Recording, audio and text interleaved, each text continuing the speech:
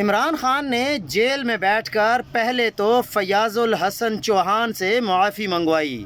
آج ماشاءاللہ سے جاوید چودھری، جو کہ پورا پاکستان جانتا ہے کہ وہ کس کا صحافی ہے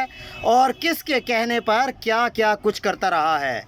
جاوید چودھری ہمیشہ صرف عمران خان کے خلاف ہی بولتا ہے، اور آج اس نے بھی معافی مانگ لی اور اس بات کا اقرار کر لیا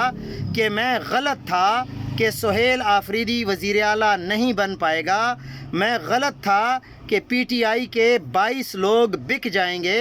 میں غلط تھا کہ علی امین گنڈا پور آسانی سے اپنی سیٹ چھوڑ دیں گے۔